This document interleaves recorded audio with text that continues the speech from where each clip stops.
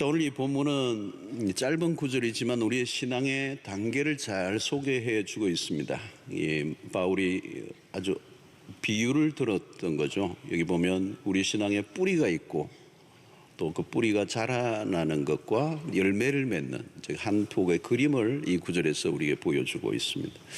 다르게 보면 건축으로 표현하면 기초를 잘 다지고 그 위에 건물을 뼈대를 세우고 잘 완성하는 이 단계, 기초의 단계가 있고 세우는 단계가 있고 완성을 하는 단계가 있다. 자, 뿌리를 내리는 단계가 있고 위로 자라나는 단계가 있고 그 다음에 열매를 맺는 단계. 우리 신앙에도 이 3단계가 있다고 보는 거죠. 자, 오늘 이 6절부터 7절의 초반에 보면 이런 말씀이 있어요. 그러므로 너희가 그리스도 예수를 주로 받았으니 그 안에서 행하되 그 안에 뿌리를 박으며, 그 뿌리라는 단어가 나옵니다. 이 뿌리라는 말은 굉장히 강력한 의미죠. 강력한 이미지. 이 뿌리에 생명이 있는 겁니다. 뿌리를 내려야 되는, 뿌리를 내려야 되는. 뿌리가 없으면 죽은 것입니다. 뿌리가 없으면 생명이 없는 것입니다. 뿌리는 생명이죠. 오늘 여기 꽃꽂이가 있는데 뿌리가 없습니다. 멋있게 보이지만 뿌리가 없기 때문에 요게 금요일쯤 되면 쓰레기통에 갑니다. 안타깝죠. 뿌리가 없으니까 말라 없어져 버리는 겁니다. 거목과 묘목의 차이도 뿌리죠, 여러분. 거목은 뿌리가 대단한 겁니다. 그 수 없는 세월 속에 풍랑 속에서도 탁 버텨낸 건 뿌리가 대단한 거거든요. 묘목은 뭐예요? 뿌리가 있긴 했는데 굉장히 간달간달하는 실날 같은 뿌리만 있으니까 비바람이 불면 뒤집어져 버리는 거예요.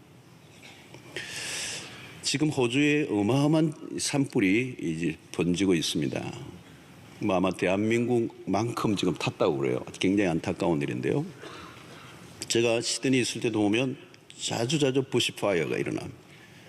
그런데 재밌는 것은 제가 가서 이 산에 보면 확인한 게 완전히 탄 잿더미 같은 나무인데 거기서 싹이 막 나와요. 그러니까 밑둥치 안에 뿌리가 있는 거예요. 뿌리가 안 탔어요. 뿌리가 안 타면 다시 일어나는 거예요. 결국은 뿌리의 문제다. 뿌리의 문제. 신앙은 뿌리의 문제. 내 신앙이 뿌리가 있는가 없는가, 이게 굉장히 중요합니다. 뿌리가 있는 신자는 어려움이 와도 버텨내요. 그런데 뿌리가 없는 신자는 어려움이 오면, 시험이 들면, 시련이 오면 교회 안 나옵니다. 예. 여러분, 우리가 오늘 보니까 너희가 그리스도 예수를 주로 받았으니 앞부분에 그 얘기가 나오잖아요.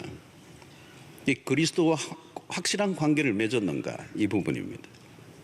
신앙의 핵심은 그리스도와 내가 어떻게 연결되어졌나, 이게 뿌리의 문제입니다. 그러니까 오늘 바울은 단순히 예수를 믿는가를 묻는 게 아니에요. 진정으로 그리스도를 모셔드렸는가. 예. 형식적으로 내가 믿는 게 아니고 정말 내가 그리스도와 함께 살아가고 있는가. 완전하지는 않지만 그리스도와 함께 그런 말을 시작했다면 이제 자라가는 거죠. 그 모양만 그리스도인이 아니라 진정으로 그리스도인인가. 신앙의 기초 부분입니다. 이 교회를 다니고 교회 문화에 익숙해지고 교회 전통을 따르는 것으로 신앙의 뿌리를 내렸다고 보기는 어려워요. 교회 와서 사람들을 만나고 또 활동도 하고 아무리 그래도 그리스도와의 연합, 그리스도를 믿고 영접하고 그리스도를 만난 이 경험이 없다면 안 된다는 거예요. 여러분, 교회 처음 왔을 때가 그렇게 참 중요합니다. 처음 왔을 때 누구와 인도했느냐가 그렇게 중요해요. 그리고 어떤 교회에서 신앙생활을 했는가도 참 중요하고요. 처음에 왔을 때 복음을 정확하게 경험하고 예수를 믿고 인격적으로 믿고 인카운트가 있어야 된다. 존재론적 만남이 있어야 된다는 거예요. 그런데 이것이 있기 전에 봉사를 먼저 해. 활동을 먼저 한다는 말이에요. 이건 굉장히 위험한 겁니다. 처음 왔는데 아직 신앙이 들지도 않았는데 교회 봉사를 한다는 거죠. 그 열심히 하다 보니까 직분도 받게 되고. 여러분, 그렇게 되면 아직 뿌리를 안 내렸는데 뭘 하는 거죠. 그러면 나중에 어느 순간에 사람들이 모인 공동체니까 뭐 보다 보면 시험도 들고요, 마음의 서운함도 있고요, 그 부정적인 생각이 먼저 들면서 하나님께로 나아가기 전에 사람들이 걸려 넘어져 버리는 거예요. 그래서 교회를 떠난 사람들 가운데 안티 크리스찬들이 많아요.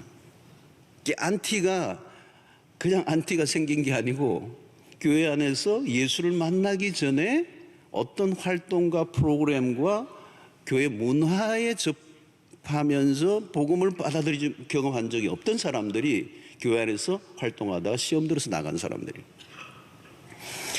자, 이러면 그리스도에게 뿌리를 내린 사람들은 그리스도를 인격적으로 만난 사람들이에요. 인격적으로 만난 경험이 중요하다는 거예요.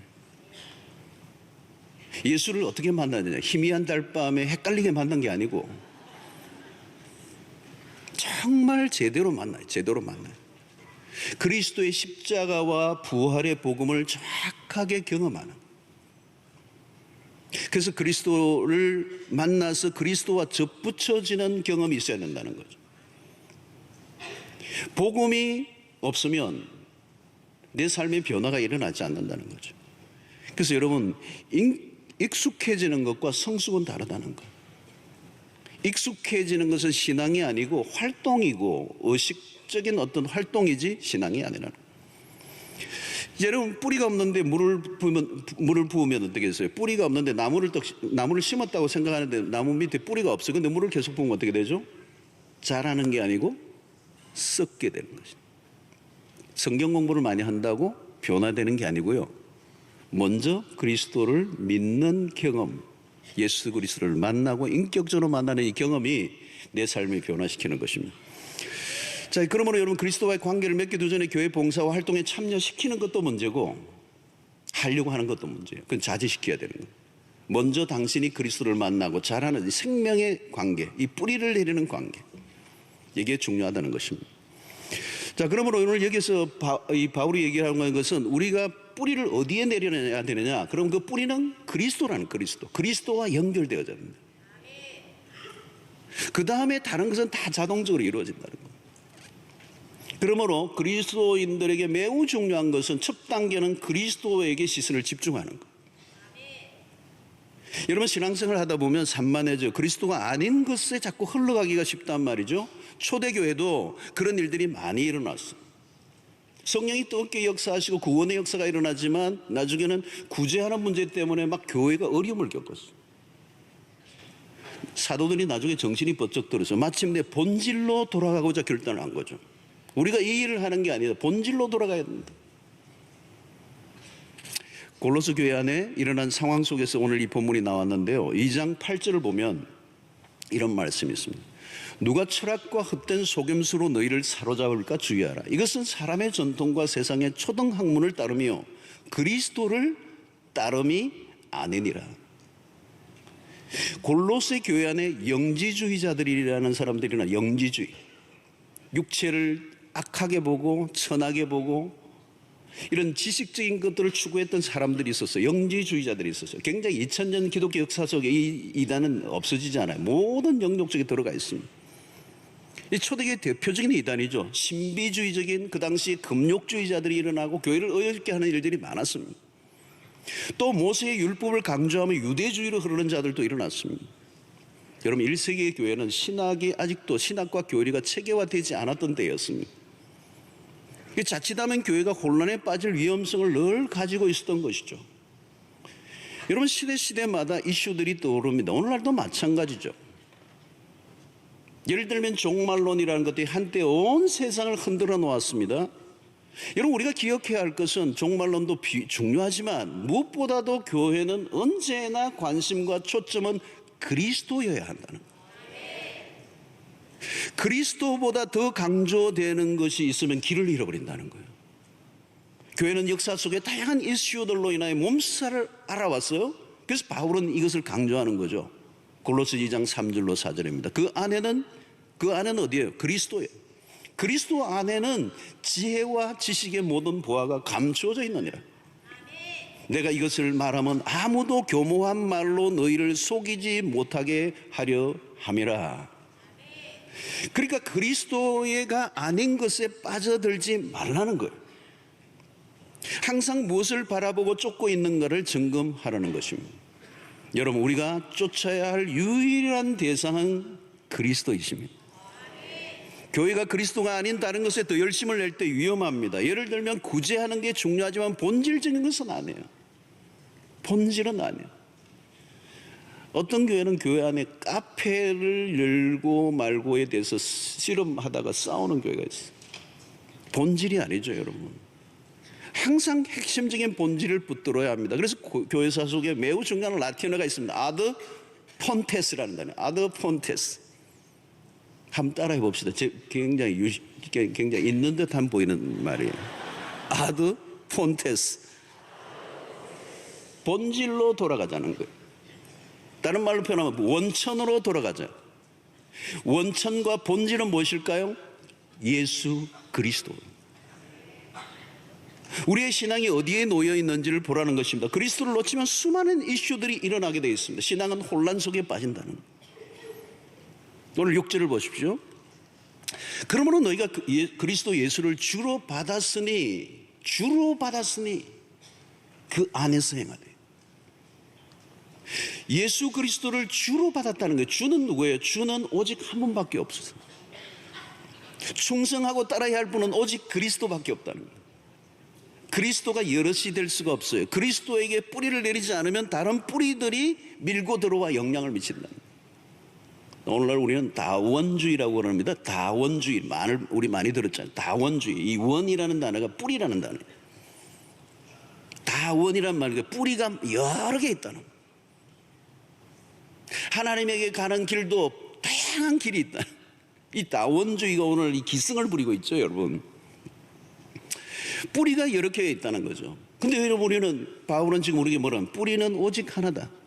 바로 그리스도에게로 모든 시설을 집중시키고 있습니다. 그리스도를 놓치면 안 된다는 거예요. 우리는 그리스도에게 뿌리를 낼 때 가장 안전합니다. 신앙이 깊어진다는 것은 갈수록 그리스도와 친밀해져가는 것을 말합니다. 그리스도에게 더 가까이 나가는 것. 여러분, 오늘날 그리스도가 없는 교회가 많아요. 신기한 일이죠. 교회 안에 그리스도가 없어요. 그리스도가 없는 교회는 교회가 아니에요. 사단이 원하는 교회입니다. 그리스도를 놓치는 것이죠. 그리스도보다 더 강조되는 것이 있으면 안 돼요. 그리스도가 전부예요. 성경이 창세기부터 계시록까지 오직 한 분에게만 초점을 맞춰요. 누구예요? 예수 그리스도예요. 여러분, 그리스도 외에 다른 무엇을 덧붙여 강조하는 것이 있으면 거부해야 된다는 거예요. 우리의 18번 노래는 그리스도입니다. 여러분, 그리스도인에게 그리스도는 모든 것입니다. 그리스도가 우리에게 생명을 주셨습니다. 그리스도가 우리의 삶의 이유와 목적을 알려주셨습니다. 그리스도가 우리의 성공과 실패의 길이 무엇인지를 알려주십니다. 그리스도가 우리의 살아갈 삶의 지혜와 능력을 주십니다. 그리스도 안에 우리의 삶의 열정과 의욕과 모든 것이 그리스도로부터 나오는 거예요. 그래서 그리스도에게 뿌리를 내리면 그리스도를 위하여 생명을 바칠 에너지가 나온다는 거예요. 그러니까 빨리 일을 시키고 봉사하게 하고 교회에 하게 하는 게 중요하지 않아요. 그리스도에게 뿌리를 내리면 그로부터 모든 보화가 다 흘러나오는. 여러분, 그리스도가 아닌 것에 초점을 두면 우리는 어디로 데려갈지 알 수가 없습니다. 여러분들의 신앙에 무엇이 가장 크게 보입니까? 가정도 중요하고 자녀도 중요하고 사업도 중요하고 우리가 해야 될 많은 것들이 다 중요하지만 그러나 그리스도보다 더 우선이 될 수는 없습니다. 그리스도를 놓치면 모든 걸 잃어버리는 거예요.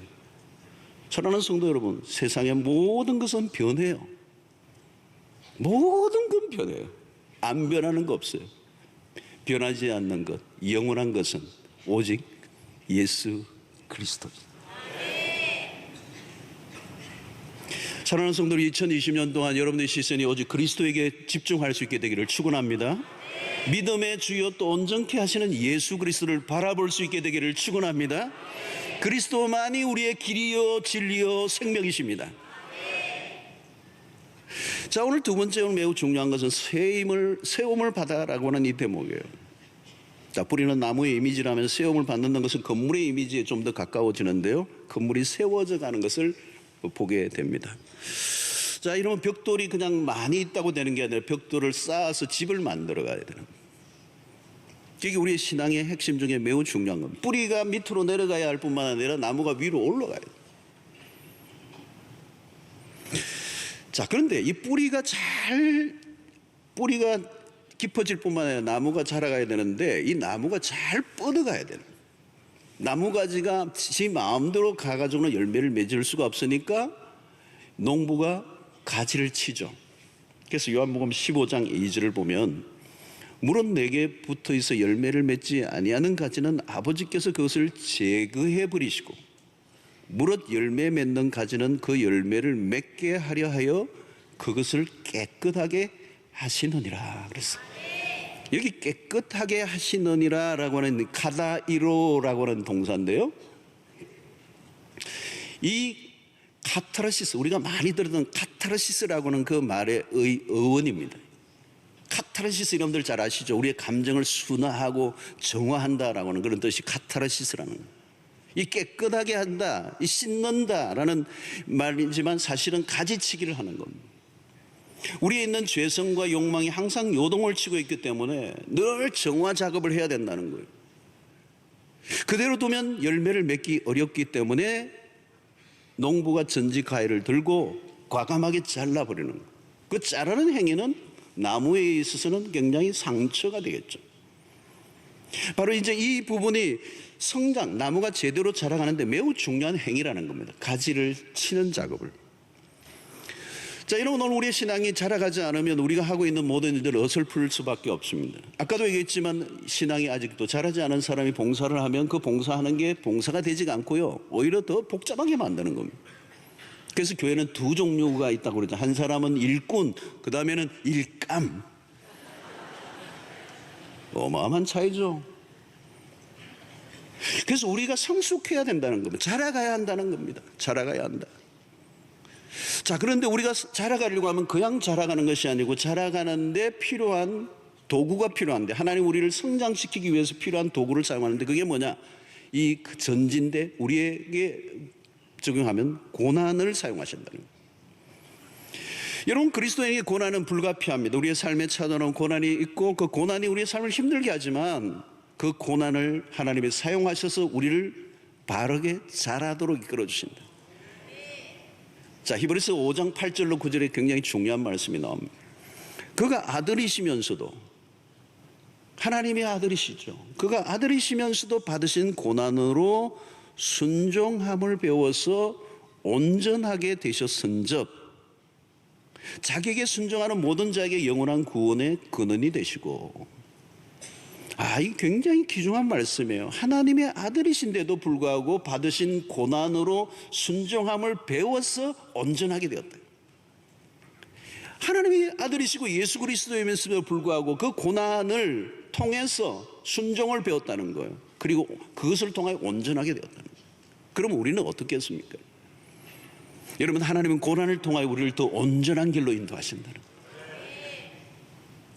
세상의 사람들은 고난이 오면 그것은 불행이라고 얘기하지만 그리스도인에게 찾아오는 고난은 하나님이 우리를 성숙시키기 위한 기가 막힌 도구로 사용하신다.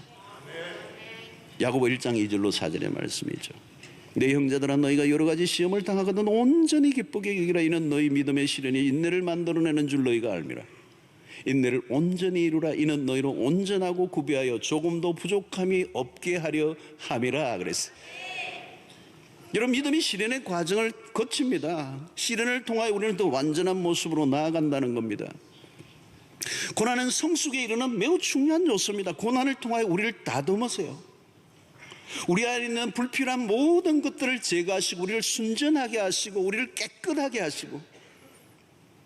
여러분, 우리는 우리 안에 굉장히 불필요한 것들이 포장되어 있어요. 평소에는 그저 그냥 아주 괜찮은 것처럼 포장되어 있는데 그 안으로 들어가 보면 너무도 거품들이 많거든요.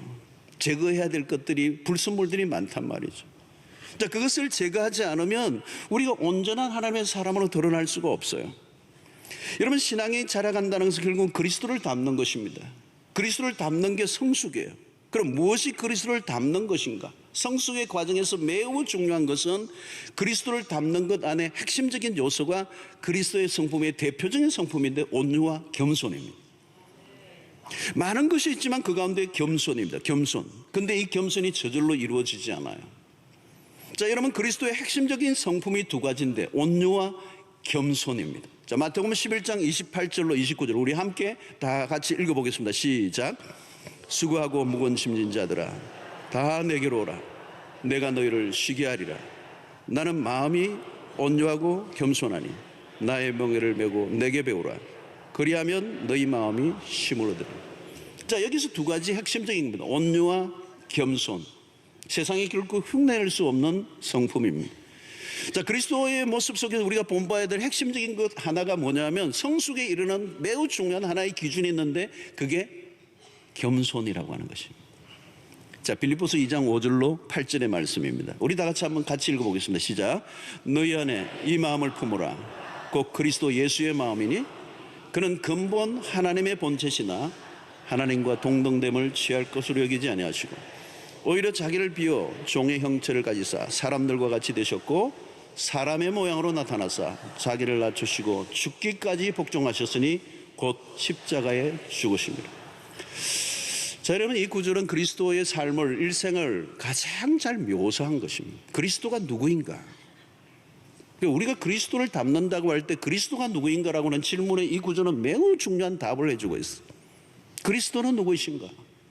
그건 처음부터 끝까지 겸손으로 모장되신 분. 그리스도의 성품 안에 핵심 한가운데 뭐가 있냐면 겸손이에요. 인류가 무너진 건 뭐예요? 교만이에요. 그렇죠? 하나님과 같이 되려고 하는 선악을 알게 하는 열매를 따먹었던 그 교만. 인류는 그 이후에 하나님과 같이 되려고 하는 이 교만은 해결이 안 돼요. 그래서 우리의 삶의 모든 불행의 원인을 한가운데 들어가면 이 교만이 있어요. 프라이드가 있는 거예요. 스카페의 얘기처럼 이 교만은 원죄와 같은 거예요. 우리의 실패와 우리의 고통과 우리의 모든 아픔, 우리의 인간관계의 모든 깨어진 파열음은 이 교만에서 오는 거예요. 이 그리스도의 성품의 가장 핵심적인 것은 뭐냐면 겸손이라고. 근데 이게 겸손이 여러분 이게 안 되는 거예요. 이게 안 되는 거예요. 이게 쉬운 게 아니에요, 여러분. 그래서 우리는 누구에게 배워야 합니까? 그리스도에게서 배워요. 그리스도는 하나님이신 분이 인간의 몸을 입고 오셨어요. 그것도 그냥 오신 게 아니라 어른으로 오신 게 아니라 아기로 오셨어요. 말 구유에 태어나셨어요. 죄인과 같이 되사 세례를 받으셨어요. 그리고 마지막에는 종의 형체를 가지실 뿐만 아니라 종의 모습으로 제자들의 발을 씻기실 뿐만 아니라 나중에는 십자가에 죽으심으로 무덤까지 내려가십니다. 더 이상 내려갈 수 없을 만큼의 자기 비하. 우리 이 겸손이 뭔지를 잘 몰라요. 일평생 알 길이 없어요. 너무 깊기 때문에. 여러분, 오늘 우리의 삶 속에 이 믿음이 세워져 가는 과정이 바로 이것입니다. 그리스도를 닮는 것인데 그 그리스도의 성품을 닮는 것이고 그 그리스도의 성품의 핵심에는 겸손이 있다는 거예요. 오늘 이것은 우리 혼자는 안 되죠, 여러분. 우리 공동체 안에 들어가 보면 이제 우리의 이 성품을 깎으시고 다듬어 나가시는 이 작업을 하나님 우리 공동체 안에서 하기를 원하십니다. 한 해 동안 여러분들 공동체 안에 들어가 보시면 공동체 안에서 많은 사람들과 어울릴 때 우리의 관계들의 어려움의 훈련들이 뭐냐? 결국 내 안에 이 겸손의 문제를 훈련시키시는 거예요. 여러분, 교만한 순간 우리는 관계는 다 깨어져요. 그리고 공동체 안에 들어가 보면 내가 원하지 않는 사람들을 만나게 됩니다. 내가 원하는 사람하고 내하고 딱 짝이 맞는 사람하고는 괜찮은데 정말 힘든 케이스들이 생리적으로 안 맞는 사람들이 있죠. 그래서 어떤 분들은 꼭 연말에 바꿔달라고 그래요. 교육자들이 자꾸 찾아와가지고 제발 사랑방 좀 바꿔달라는 거예요. 왜 바꿔달라는 물으니까 마음에 안 드는 인간이 있다는 거예요. 그래서 교육자가 바꿔드렸어요. 그런데 얼마 안에서 또 왔어요. 더 심한 사람이 여기 있다는 거예요. 더 마음에 안 드는 사람이 여기 또 있다는 거예요. 여러분, 그 속에서 하나님이 하시는 건 뭘까요? 나를 다루시기를 원하시는 거예요. 나를 바꾸시기를 원하시는 거예요. 나를 겸손하게 만드시는 것, 내 교만을 깨뜨리시는 것, 나보다 남을 낮게 여기게 하시는 것, 나와 다른 사람을 품고 인정하고 사랑하고 이해하고 용서하게 만드시는 것, 하나님의 사람을 답게 빚으시기를 원하셔서 그 사랑방에 넣으신 거예요. 정말 악연을 만났다면 진짜 제대로 레슨하도록 운명적인 만남. 어떤 분은 우리 교회 오시는 이유가 참 좋대요. 그 인간이 2부에 올 때 나는 3부에 갈 수 있으니까.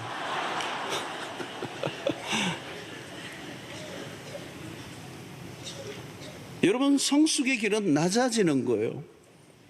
야고보 4장 6절을 보십시오. 그러나 더욱 큰 은혜를 주시나니 그러므로 일러서되 하나님이 교만한 자를 물리치시고 겸손한 자에게 은혜를 주신다 하였느니라. 여러분, 마귀가 못하는 거 하나 있어요. 겸손입니다. 마귀가 우리를 붙이는 게 무엇입니까? 여러분, 높아지게 하는 거예요. 교만하면 망하는 것입니다.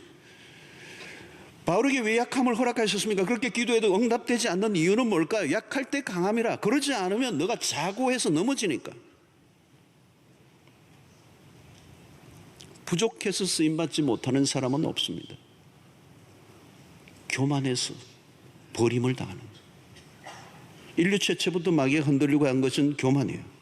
그리스도가 날마다 우리에게 보여주신 건 자기를 비우고 또 비우라는 겁니다. 내 안에 선한 것이 없다는 겁니다.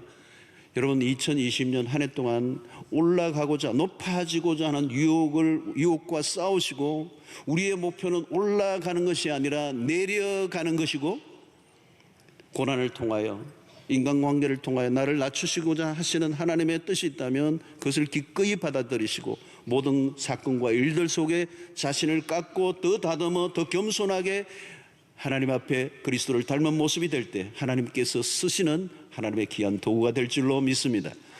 자, 마지막은 매우 중요한 세 번째 열매의 문제죠. 오늘 여기 뭐라고 말합니까? 믿음에 굳게 서서 감사함을 넘치게 하라. 자, 뿌리를 내리고 자라가면 언젠가 열매가 맺힌다는 겁니다. 그 열매가 뭐라고요? 여기서는 감사라고 얘기합니다. 여러분, 신앙의 기초를 잘 닦고 그 위에 자꾸 세워지고 어느 날 강해지죠. 강한 신자가 됩니다. 그 강한 신자가 된다는 말은 어떤 환경과 상황에도 내가 휘둘리지 않는 위치에 선다는 거죠. 그 상태가 뭐라고요? 감사로 나타난다는 거예요. 가장 강한 그리스도인의 삶이 뭡니까? 감사입니다. 신앙의 성숙은 결국 감사로 드러납니다. 본문은 그냥 감사가 아니죠. 감사를 넘치게 하라. 그래서 넘치게 하라. 이거는 강물의 이미지입니다. 강물이 넘쳐 흘러 제방을 넘으려고 하는 듯한 이미지. 깊은 강은 좀처럼 마르지 않습니다. 가물 때도 늘 출렁이는 이미지. 감사함을 넘치게 하라. 영적 성숙의 절정에 있을 때의 표현이 뭐냐? 삶의 모습은 감사다. 여러분, 신자와 불신자의 차이는 다르게 구분할 수 없습니다. 뚜렷한 차이는 감사입니다. 신자의 삶이라고 좋은 일만 일어나는 것 아닙니다. 세상 사람들이 겪는 일들 우리에게 동일하게 일어납니다. 신자라고 사업 실패하지 않습니까? 신자라고 암에 걸리지 않습니까? 신자도 직장이 쫓겨납니다. 승진에 누락되기도 합니다. 똑같아요. 근데 삶의 현실은 똑같이 힘들지만 세상 사람들과 다른 게 뭐냐? 반응이 다르다는 거예요. 비슷한 상황과 시간에 사건에 전혀 다른 반응을 보인다. 그 기준이 뭡니까? 감사하느냐. 사랑하는 성도로 믿음의 삶의 중요한 표현은 감사해야 합니다. 마지막 파이널 절정입니다. 오늘 여기 감사가 넘친다라고 하는 이 말은 현재 시제라고 볼 수 있어요. 현재 시제. 현재 시제라는 말은 계속적으로 넘쳐 흐른다라고 하는, 계속적으로. 그러니까 감사는 일시적 현상이 아니고 하나의 어떤 예의로 하는 게 아니고 입만으로 하는 게 아니고 빼어져 있는 영혼 깊숙한 곳에서 터져 나오는 진심 어린 표현. 어떤 상황이든지 입에서 감사가 흘러나오는, 건드리기만 해도 감사가 표현되는, 감사가 꽉 차 있는 삶. 가끔이 아니라 종종이 아니라 일상에, 이래도 저래도 실패해도 모든 것에 대한, 그래서 바울 사도의 표현대로라면 범사에 감사합니다. 데살로니가전서 5장 18절의 말씀이죠. 범사에 감사하라. 여기 핵심은 범사입니다. 여러분, 오늘 우리는 이 감사가 넘치게 하라는 이 말씀은 그냥 일상 어떤 사건이 아니라 감사의 영성, 감사의 스피릿을 말하는 것입니다. 어떤 일이든지. 여러분, 이것이 어떻게 가능할까요? 신앙이 어릴 때는 불가능한 것입니다. 신앙이 자라왔을 때, 신앙이 성숙에 이르렀을 때 우리는 어떤 상황에서도 하나님의 관점으로 사건과 문제를 바라보며 해석할 능력을 가지면서 감사하게 된다는 거예요. 사랑하는 성도 여러분들이 지금 감사의 삶을 살고 있다면요, 그건 최상의 상태입니다. 가장 수준 높은 삶은 감사하는 삶입니다. 가장 깊이 있는 삶도 감사하는 사람입니다. 이 한 해 동안 여러분, 우리의 승리의 삶을 살아가는 키가 여기에 있습니다. 이 영적 성숙을 추구해야 될 목적은 그 영적 성숙에서 우리에게 주어지는 기가 막힌 그 삶의 표현이 감사가 흘러 넘치게 된다는 거예요. 왠지 몰라요. 그냥 감사가 나와. 여러분, 오늘 세상에 감사만 하면요, 두드러진 삶을 살 수가 있습니다. 왜냐하면 이 세상은 감사가 없기 때문에. 세상 안으로 들어가 보십시오. 얼마나 원망과 불평과 비난과 그냥 냉소적인 얘기들로 꽉 차 있어요. 여러분, 영적인 충만한 상태에 있다면 감사하는 삶을 통하여 증명되는 겁니다. 감사하는 삶은 가장 강력한 삶이요, 아무도 흔들 수 없는 삶이요, 가장 건강한 신앙생활을 하고 있는 바로메타가 감사에 있습니다. 이 감사에서 승리하시기를 축원합니다. 감사하는 사람을 이길 자가 없습니다. 지금 무슨 일이 일어났든지 내가 감사하다면 이미 그 문제로부터 승리한 것입니다. 여러분, 누가 행복한 삶을 사는 사람입니까? 감사하는 삶입니다. 행복이라는 말은 추상적인 얘기고요, 행복의 구체적인 모습은 감사입니다. 감사. 아무리 많은 것을 가지고 있어도 감사하지 못한다면 불행한 인생. 항상 감사가 입에 붙어 있다면 지금 행복한 사람. 퍼진 라면을 먹으면서도 감사할 수 있다면 갈비를 뜯고 불평하는 사람보다 훨씬 더 행복한 사람. 좀 더 제가 리얼하게 표현을 해야 되는데, 여러분, 감사는 우리의 삶을 또 부유하게 하는 거잖아요. 그래서 지금 이 마지막 열매로 얘기하는 겁니다. 열매. 우리가 가야 될, 추구해야 될 목표입니다. anything, 무엇이든지 감사해 보십시오. 여러분, 감사는 아무나 하는 게 아니에요. 내가 가지고 있는 게 얼마나 귀중한 것인가, 그 의미를 깨달아야 감사가 가능하거든요.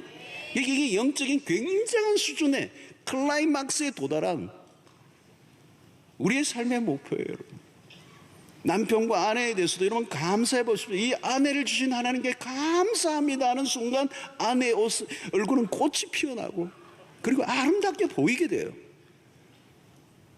남편에 대해서도 마찬가지예요. 이 남편을 주신 하나님께 감사하는 순간 남편이 멋진 가해로 보이게 돼 있단 말이에요. 어떻게 이런 인간을 만나게 되었나 이러면은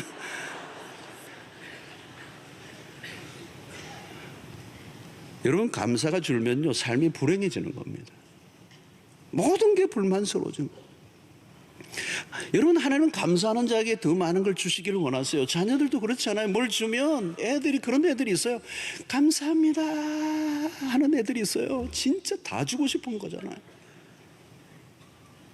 여러분, 우리가 하나님 앞에서 우리의 태도가 그래야 되는 거죠. 오늘 한 해 동안 여러분 감사의 삶으로 승부를 거시기를 바랍니다. 감사. 다 감사.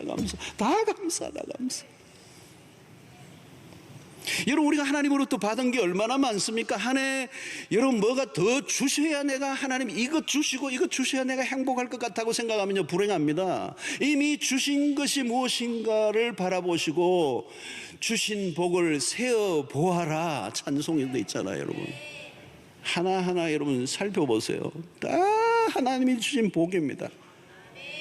감사하다 보면 무엇을 더 달라고 하기보다 이미 내가 충분하다는 걸 고백하게 될 거예요. 그러면 아마 승리한 삶이 되는 것입니다. 오늘 한 해 동안 감사의 영성으로 살아가시길 그까지 도달하셔야 돼요. 우리 건물의 마무리, 나무의 열매는 감사라는 거예요. 감사가 흘러넘치게 하라. 우리가 뿌리를 내리고 영적으로 계속 자라가고 어느 날 우리에게 주어지는 완성된 모습은 감사로 충만한, 이 감사의 삶은 결국은 천국의 삶이요, 감사의 삶은 행복한 삶이요, 감사하면 가장 건강한 삶이요, 감사하면 우리의 모든 관계가 회복될 것이고 여러분, 감사는요 미라클이에요. 이 감사를 할 수만 있다면 여러분들의 인생에 모든 게 펴지는 역사가 일어날 것이고, 어딜 가나 두각을 드러낼 것이고, 여러분 감사하는 삶을 살면 아웃스탠딩, 두드러진 삶을 살아요. 이 세상 사람들과 전혀 다른 인생을 살기 때문에. 오늘 여러분, 항상 무슨 일을 하든지 마지막 언어가 감사가 되게 해 보시길 바랍니다. 올 한 해 여러분들에게 무슨 일이 일어나는지, 오늘 여러분들이 가다가도요, 막 우리는 주일날 막 부딪히잖아요. 막 부딪혀. 사람들이 부딪힐 때마다 감사합니다. 왜 이러시나 이러지 마시고. 사실 우리 서구권의 문화가 그거래요. 진짜 그래요. 약간 이래도 땡큐 해요. 땡큐. 정말 땡큐 해요. 가벼운 건데 감사하고, 누가 조금 엘리베이터 문을 약간만 이렇게 기다려줘도 고맙습니다 그러고. 네? 아니, 여러분 모든 걸 감사하십시오. 이 꼴을 보시면서 이런 몸을 주신 하나님께 감사하시고, 자녀들을 바라보시면도 감사하시고, 여러분 아침 한 끼를 먹으면서도 빵 한 쪽을 가지고도 깊이 감사해보세요. 감사해보세요. 예.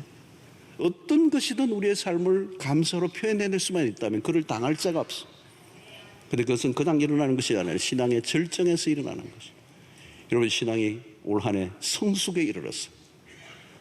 그리스도에게 깊이 뿌리를 내리시고, 그리스도와 함께 걸어가시고, 그리스도 안에서 자라가실 때 이 감사가 흘러넘치는 계속 진행형으로 살아가는 승리하는 은혜가 있게 되기를 바랍니다. 여러분, 뿌리가 내려져 있습니까? 가지 나무가 자라고 있습니까? 열매를 맺히고 있습니까? 한 해 동안 내가 어디에 더 힘을 써야 할 것인지를 확인해 보세요. 그리고 구체적으로 계획을 세우셔야 돼요. 아직 내가 뿌리를 내리지 못했다면 뿌리를 내리는 부분을 해야 돼요. 여러분, 우리 교회 전도 폭발이 있어요. 복음을 1시간 반 풀 복음을 전하는, 그분들을 초대해서 들으세요. 예수 그리스도, 성경 전반에 걸쳐서 우리에게 핵심적으로 알려주는 복음의 메시지를 듣고 영접하시고 뿌리를 내리셔야 돼요. 그리고 그리스도와 함께 닮아가는 이 노력, 우리에게 있는 끊임없는 이 죄성을 극복하고 하나님의 말씀대로 살아가려고 할 때, 그리스도의 성품이 우리에게 흘러나올 때 우리의 모든 관계와 삶이 변화되는 역사가 일어나게 될 것입니다. 신앙은 그냥 세월을 보낸다고 자라지 않습니다. 신앙의 길에서 좀 더 진지해질 수 있기를 바랍니다. 믿음의 여정에서 날마다 자라가는 기쁨을 누릴 수 있게 되기를 바랍니다.